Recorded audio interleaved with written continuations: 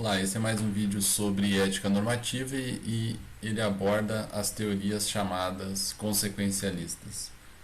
Mais uma vez eu vou comentar então um trecho do capítulo do capítulo escrito pelo Pedro Galvão, que está publicado nesse livro que já foi mencionado no vídeo sobre deontologia. Então tem três partes principais aqui nesse vídeo. Em primeiro lugar, eu vou falar sobre o consequencialismo de atos. Essa é uma das variantes, então, do consequencialismo. Depois vou mencionar algumas objeções que foram feitas ao consequencialismo de atos. E, por fim, menciono uma segunda variante de teoria consequencialista, que é o chamado consequencialismo de regras. O consequencialismo de atos, então, é descrito de uma maneira bastante condensada e direta aqui nessa passagem, que diz o seguinte: entre os vários atos alternativos, temos sempre a obrigação de realizar aquele que, vistas as coisas de uma perspectiva estritamente imparcial e maximamente abrangente, resulte nas melhores consequências. O consequencialista de atos defende, em suma, o princípio de que um ato é permissível se e apenas se não há um ato alternativo cujas consequências sejam mais valiosas. Então, do ponto de vista da teoria consequencialista, se a gente quer dizer se uma ação é eticamente correta ou incorreta, a única coisa que deve ser considerada são as consequências dessa ação. E, especialmente, a gente deve considerar as consequências de uma ação, comparando essas consequências com as consequências de outras ações alternativas que poderiam ser realizadas naquele momento. Uma maneira recorrente de se tentar explicar as diferenças entre essas várias teorias em ética normativa é retornar ao caso já conhecido do bonde desgovernado. Então nós temos um bonde aqui que vem vindo pelos trilhos e ele está sem freios. Se nada for feito, esse bonde vai seguir andando em linha reta e atropelará 5 pessoas que estão trabalhando na ferrovia. Porém, é possível que uma pessoa que está aqui perto desse controle, ela tenha a possibilidade de intervir, trocar o curso do trem e desviá-lo para essa outra via, a via da direita aqui, em que apenas uma pessoa seria morta. A questão que se faz, então, é se seria correto para essa pessoa intervir aqui, realizar uma ação que faz com que o bonde troque o seu curso, ou se o correto seria que essa pessoa não fizesse nada e deixasse o bonde seguir o seu curso pré-definido. Então, a teoria consequencialista vai dizer que, nesse caso, nós devemos considerar as consequências de cada uma dessas possibilidades. Então, se a gente compara as consequências de cada uma das opções aqui, por um lado, não fazer nada e deixar que o trem siga o seu curso pré-definido, nós temos como consequência que 5 pessoas morrem. Por outro lado, se a pessoa que está aqui intervém e desvia o curso do trem, nós temos a morte de apenas uma pessoa. Comparando as consequências de cada uma dessas alternativas, nós temos então que o correto para essa pessoa nessa situação seria intervir aqui e desviar o curso do trem. Então essa é a resposta consequencialista e ela parece às vezes bastante óbvia quando a gente olha para essa situação. Parece que realmente é isso que nós temos o dever de fazer numa situação como essa. Mas a situação, isso que parece simples, tem algumas implicações que tornam a situação um pouco mais complicada e difícil de avaliar, então, do ponto de vista filosófico. Um exemplo aparece aqui. Suponhamos, então, que a pessoa que está aqui com a possibilidade de intervir nessa situação se chame João e que a pessoa que está sozinha aqui, nesse caso, é o pai de João. Segundo a teoria consequencialista, o que João deve fazer, a obrigação ética de João nessa situação é desviar o curso e fazer com que o seu pai, nesse caso, seja a pessoa morta e que isso faça com que 5 pessoas sejam salvas. Quando a gente acrescenta essa relação especial entre João e essa pessoa que está aqui, há uma tendência de que nós pensemos que isso tem um peso ético a ser considerado. Mas o que a teoria consequencialista diz é que a avaliação dos cursos de ação deve ser imparcial. Então a imparcialidade aqui obriga João a não considerar, a não dar um valor maior à vida de qualquer uma dessas pessoas. Isso faz então que, de acordo com a teoria consequencialista, o correto nessa situação seja que João desvie o curso, ainda que tenha uma relação especial com essa pessoa que seria sacrificada nesse caso. Então a teoria consequencialista não é trivial, ela tem consequências, implicações que são consideráveis, e não é em vão então que essa teoria também recebe algumas críticas. Os defensores, apenas para mencionar aqui, alguns dos teóricos que defenderam teorias consequencialistas são Jeremy Bentham, John Stuart Mill e Peter Singer. Mais recentemente aqui existem vários outros autores. Isso é propriamente uma família de teorias com diferentes versões, então várias maneiras de se formular essas teorias. Quais são os problemas, então, como toda teoria filosófica, quais são os pontos negativos dessa teoria, da teoria do consequencialismo de atos? Quais são as objeções, então, levantadas contra essa teoria?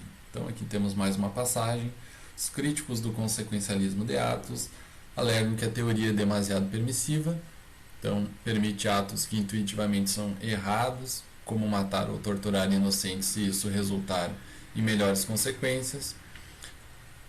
Alegam também que a teoria é demasiado exigente, obriga-nos a sacrificar os nossos recursos, projetos e compromissos pessoais, sempre que fazê-lo resulte num estado de coisas mais valioso, quando muitas vezes é permissível não fazer tudo o que está ao nosso alcance para maximizar o bem. Aqui então nós temos dois tipos de objeções. Por um lado, dizendo que a teoria ela não proíbe coisas que deveriam ser proibidas, e por outro lado, que ela nos exige fazer coisas que não deveriam ser exigidas de nós. Uma das maneiras de analisar essa situação, então, é como se a teoria do consequencialismo de atos não desse o devido valor aos meios que são adotados na busca de boas consequências. Um outro problema que também está capturado aqui, essa ideia de que ela parece ser demasiado exigente, é algo que eu gosto de descrever como brincadeira aqui, o problema da pizza. Segundo o consequencialismo, então, se nós sempre devemos adotar aquela ação que tem as melhores consequências, nós poderíamos imaginar que eventualmente seria proibido, eticamente incorreto, que nós fôssemos no final de semana a um restaurante ou comprássemos um alimento que é mais caro que o habitual e, em certo sentido, supérfluo. Então, se nós fôssemos comprar uma pizza que custasse R$50 e pudéssemos se alimentar de maneira igualmente bem por R$20, então seria errado, segundo o consequencialismo, que nós optássemos pelo alimento mais caro. O correto nessa situação seria que nós optássemos pelo alimento sempre mais barato e doássemos o restante do dinheiro para pessoas que possam nesse momento estar passando fome em alguma parte do mundo.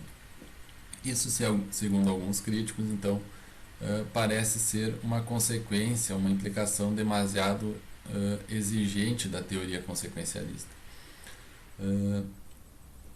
E isso poderia então ser um problema da teoria. A teoria exigiria, no fim das contas, que nós abandonemos a maioria dos nossos recursos e projetos pessoais, buscando em nome de boas consequências, ou seja, sempre nós poderíamos interromper algum projeto da nossa vida e empenhar as nossas forças em nome de sanar as dificuldades de pessoas que estão numa situação mais desprivilegiada ou que envolva um dano ou uma situação de dor mais elevada do que a nossa. Alguns dos críticos, então, que apresentaram objeções desse tipo são Bernard Williams e John Rawls. No interior do próprio consequencialismo, uma variante de teorias que busca contornar as objeções que foram apresentadas são é o chamado consequencialismo de regras. E aqui há uma modificação, então, da versão do consequencialismo de atos. Vou ler essa passagem. Os consequencialistas desse gênero pensam que devemos aplicar diretamente o padrão da promoção do bem, não a atos individuais, mas a conjuntos de regras ou códigos morais. Entre os diversos códigos morais alternativos, o melhor será aquele que, se for aceite pela maioria dos agentes, resultará nas melhores consequências. E é à luz do melhor código moral que devemos avaliar os atos individuais. O que acontece aqui, então, é que a comparação entre as opções, as alternativas, será feita não entre atos individuais, ações particulares por agentes específicos, mas a comparação será feita entre os códigos de regras morais. Então, um exemplo aqui, nós poderíamos imaginar que nós temos vários códigos éticos ou morais possíveis. O código 1, então, teria, por exemplo, a proibição para atos de um certo tipo A, nos obrigaria a realizar ações de um certo tipo B, e um código 2 poderia dizer que é proibido A também, então tem um elemento similar, mas proibir que a gente fizesse ações de tipo B, e assim nós poderíamos pensar um número potencialmente infinito de códigos morais. Tá? Um exemplo de um código de regras poderia ser o nosso Código Penal, por exemplo, onde tem uma lista de ações que são proibidas. Então, segundo o consequencialismo de regras, nós deveríamos considerar os vários códigos morais possíveis e imaginar quais seriam as consequências de se adotar cada um deles. Se qualquer um deles fosse adotado pela maior parte da população, quais seriam as consequências? E comparando essas consequências, então, nós teríamos o código moral ideal, o código moral que teria as melhores consequências se fosse seguido pelo maior número, pela maioria dos agentes. E então a avaliação dos atos individuais, para dizer se uma ação é correta ou incorreta, nós observaríamos o que o código moral ideal, o código moral que tem as melhores consequências quando seguido pela maioria dos agentes, o que esse código moral diz sobre aquele tipo de ação. Então, uma ação seria correta se ela é exigida ou obrigatória segundo o melhor código, o código que tem as melhores consequências quando seguido pela maioria dos agentes, e uma ação é errada se ela é proibida por esse mesmo código. Uma das implicações dessa versão do consequencialismo de regras é que, eventualmente, as regras que fazem parte do código moral, do melhor código moral, podem ser regras que não estejam de acordo com os princípios, então, do consequencialismo de atos. Então, eventualmente, aqui nós poderíamos ter regras que permitam que os agentes favoreçam, por exemplo, os seus familiares ou que tenham obrigações especiais com relação a alguns agentes. Então, pode haver uma quebra aqui daquela exigência de uma imparcialidade extrema. Eventualmente, então, o código que tem as melhores consequências aqui pode ser um código que não envolva apenas regras que são estritamente consequencialistas ou que busquem individualmente promover as melhores consequências.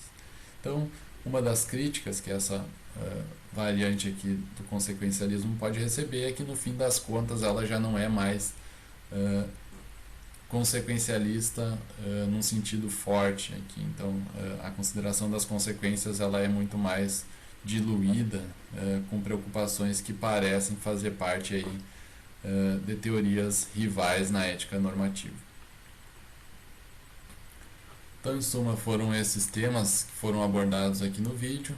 O consequencialismo de atos, a versão mais conhecida do consequencialismo, algumas objeções a essa teoria e, finalmente, o consequencialismo de regras como uma alternativa. Se restarem questões ou dúvidas, então elas podem ser postadas aqui nos comentários desse vídeo.